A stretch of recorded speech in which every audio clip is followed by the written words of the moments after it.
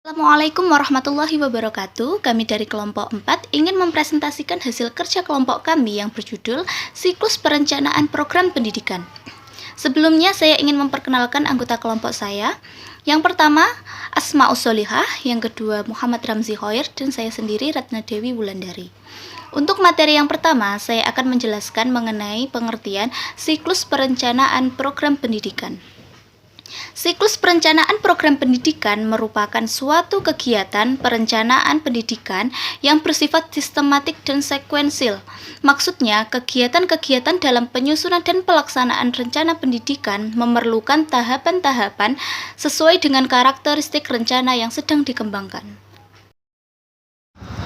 Siklus perencanaan program pendidikan terdiri atas perumusan kebijaksanaan, perkiraan kebutuhan masa depan, penetapan kebutuhan biaya, penetapan sasaran, perumusan rencana, perincian rencana, implementasi rencana, revisi dan perencanaan ulang. Macam-macam siklus. Yang pertama, pengumpulan data. Pengumpulan data adalah prosedur yang sistematik dan standar untuk memperoleh data yang diperlukan. Yang kedua, diagnosis. Diagnosis adalah usaha untuk mendeteksi, meneliti sebab-sebab, jenis-jenis, sifat-sifat dari kesulitan dalam masalah pendidikan.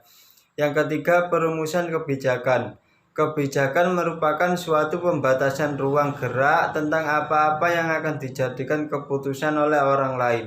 Yang keempat, strategi. Strategi adalah langkah-langkah kegiatan yang dipilih dari sejumlah langkah sebagai alternatif penyelesaian masalah yang ada dalam suatu kebijakan. Yang kelima, perkiraan. Perkiraan adalah memperhitungkan kebutuhan yang akan dilakukan dalam perencanaan sebagai tolak ukur kebutuhan biaya dan lain-lain. Diagnosis sama halnya meneliti dan meninjau kembali segala usaha dan hasil pendidikan yang ada, termasuk rencana yang sudah disusun tapi belum dilaksanakan. Kali ini saya akan melanjutkan tentang macam-macam siklus yang ketiga, yaitu perumusan kebijakan. Perumusan kebijaksanaan adalah langkah ketiga dalam proses perencanaan pendidikan. Kebijakan adalah arah atau tindakan yang diambil oleh sekolah untuk mencapai tujuan. Misalnya, kebijakan pemerintah menyatakan tidak boleh mengangkat pegawai baru, maka Kepala Dinas Pendidikan tidak boleh menentukan untuk menerima usulan atau permohonan seorang lulusan LPTK untuk diangkat menjadi guru, karena hal ini dibatasi oleh kebijakan pemerintah seperti yang disebutkan di atas. Contoh lainnya ialah pemerintah mengambil kebijakan tentang pemerataan kesempatan untuk memperoleh pendidikan dan peningkatan mutu pendidikan di masa kini dan masa depan. Oleh karena hasil analisis menunjukkan bahwa penduduk usia 7-12 tahun banyak yang belum sekolah karena yang ada sangat terbatas dan terlalu jauh jaraknya dari perkampungan penduduk. Penduduk malas untuk bersekolah dan pembelajaran di sekolah tidak menarik karena guru hanya mengajarkan bahan-bahan yang tidak berguna bagi masyarakat. Jika kebijakan yang ditempuh oleh Dinas Pendidikan Provinsi atau Dinas Pendidikan Kabupaten atau Kota, yaitu mendirikan sekolah dasar baru dengan radius daerah jangkauan 3 km dan mengadakan penataran bagi guru-guru SD, maka hal ini mendukung kebijakan pemerintah di atas. Yang keempat ialah strategi. Strategi adalah berupa langkah-langkah berisikan program-program indikatif untuk mewujudkan visi dan misi. Strategi adalah berupa langkah-langkah kegiatan yang dipilih dari sejumlah langkah sebagai alternatif penyelesaian masalah yang ada dalam suatu kebijakan. Misalnya masalah banyak anak usia 7-12 tahun pada suatu wilayah tertentu belum tertampung di sekolah, yaitu baru sekitar 60% dari jumlah penduduk usia tersebut yang sudah tertampung di sekolah. Keputusannya mengingatkan jumlah usia 7-12 tahun yang ditampung di sekolah dari 60% menjadi 90% dalam 5 tahun yang akan datang. Strategi 1, membangun banyak sekolah. Jika dengan strategi ini belum memungkinkan mencapai target maka lakukan strategi kedua, yaitu menyuruh orang tua supaya mengirim anaknya yang sudah berumur 7 tahun ke sekolah. Jika dengan strategi yang kedua target belum tercapai juga, maka lakukan strategi yang ketiga, yaitu menghapus pungutan biaya pendidikan dari masyarakat atau orang tua. Jika dengan melaksanakan strategi yang ketiga belum juga mencapai target, maka laksanakan strategi berikutnya. Begitu seterusnya sampai target 90% anak usia 17-12 tahun di wilayah itu tercapai dalam kurun waktu 5 tahun.